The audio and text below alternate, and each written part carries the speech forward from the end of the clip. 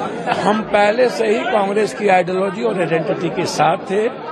मैं इतना ही जानता हूं कि हमारी विचारधारा कंप्लीट रूप से दूसरों की इज्जत और सम्मान करने के लिए जाना जाता है। स्थिति में हम तेजस्वी जी और लालू जी मिल करके, कांग्रेस मिल करके बिहार में बीजेपी को अंतिम सांस तक रोकने का हम लोगों का प्रयास है।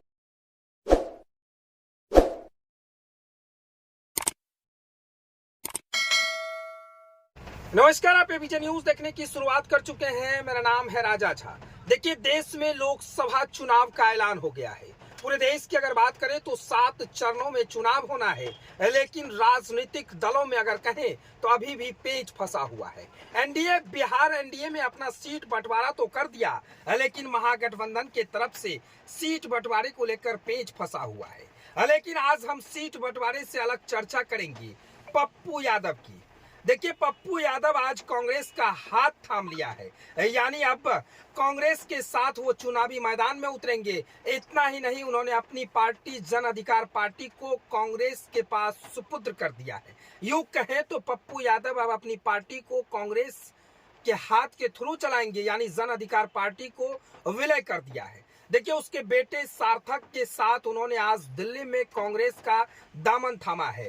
तस्वीर के माध्यम से हम आपको दिखा रहे हैं। देखिए कैसे आपके स्क्रीन पर तस्वीर चल रहा है। पप्पू यादव अपने बेटे सार्थक के साथ और कांग्रेस के कई दिग्गज नेता दिल्ली के प्रदेश, अगर कहें तो दिल्ली के केंद्रीय कार्यालय में ये आयोजन हुआ था। इस आयोजन में पप्पू यादव के बेटे सार्थक और पप्पू यादव दोनों मिलकर कांग्रेस का दामन थामा है। अब कहानी बताएंगे। देखिए, कयास लगाए जा रहे थे कि पप्पू यादव किस पार्टी से चुनाव लड़ेंगे। पप्पू यादव को क्या महागठबंधन से टिकट पूर्णिया लोकसभा से मिलेगा या नहीं मिलेगा, इस पर संशय था। लेकिन जिस तरह से आज पप्पू यादव ने दिल्ली से तस्वीर भेज दिया है, इससे साफ संकेत क्लियर हो गया है कि पप्पू यादव अब महागठबंधन से पूर्णिया लोकसभा से उम्मीदवार होंगे।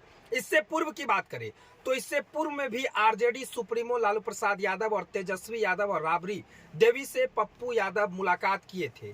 मुलाकात करने के दौरान राजनीतिक चर्चाएं हुई थी, कई तरह की बातचीत चल रही थी। तेजस्वी यादव भी सपोर्ट कर दिए हैं पूर्णिया से चुनाव लड़ने के लिए। देखिए, पूर्णिया में कांग्रेस पूरी तरह से दमखम से अब उतरेगी, क्योंकि पप्पू यादव को चुनावी मैदान में उतार दिया है। इसके लिए तैयारियां भी अगर कहें तो जोर शोर से चल रही है। तेजस्वी यादव का भी समर्थन मिल गया है। देखिए, पप्पू यादव की बात करें तो जन अधिकार पार्टी के सुप्रीमो थे। अब पप्पू यादव अपनी पार्टी को कांग्रेस में विलय कर दिया है। इसके बाद अब जिस तरह से लोगों में, उनके कार्यकर्ताओं में जश्न का माहौल है। उनके कार्यकर्ताओं ने जब सुना कि हमारे सुप्रीमो ने आज कांग्रेस पार्टी में विलय कर दिया तो फिर क्या था, फिर उनके कार्यकर्ताओं में खुशी झूम उठा, जमकर मिठाइयां बांटे, खूब फटाके फोड़े।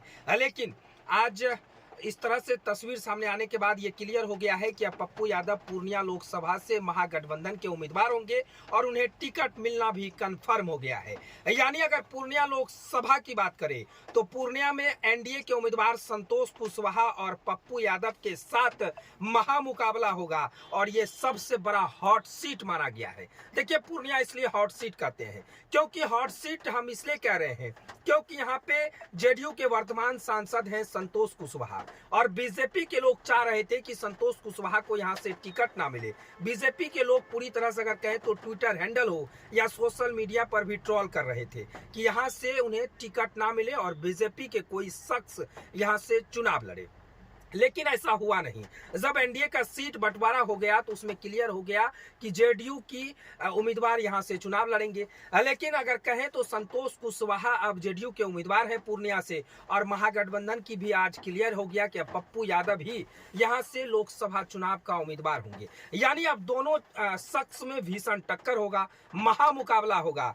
4 जून का वक्त इंतजार कीजिएगा और पूर्णिया लोकसभा की जनता किसके सर पर ताज रखेगी ये तो 4 जून को आपको पता चल जाएगा। लेकिन जिस तरह से आज दिल्ली से पप्पू यादव की तस्वीर सामने आई, इससे साफ संकेत हो गया है कि पप्पू यादव अब लोकसभा चुनाव जो है वो महागठबंधन के उम्मीदवार होंगे। तेजस्वी यादव का पूरा समर्थन मिला है और फुल तरह से अगर कहें तो सपोर्ट भी कर रहे हैं। देखिए, हम तमाम खबर बताएंगे, महागठबंधन से जुड़े भी खबर बताएंगे, पप्पू यादव की आगे क्या रणनीति होगी, तमाम खबर बताएंगे। तब तक के लिए आप बने रहिए। अगर आप हमारे चैनल पर नए हैं तो हमारे चैनल को सब्सक्राइब कर लीजिए, फॉलो कर लीजिए, बेल आइकन जरूर दबा दीजिए, क्योंकि यहाँ पॉलिटिकल से जुड़े हर खबर आपको अपडेट मिलता रहेगा। फिलहाल ये खबर कैसा लगा कमेंट सेक्शन में आप हमें जरूर बताएं। तब तक के लिए धन्यवाद।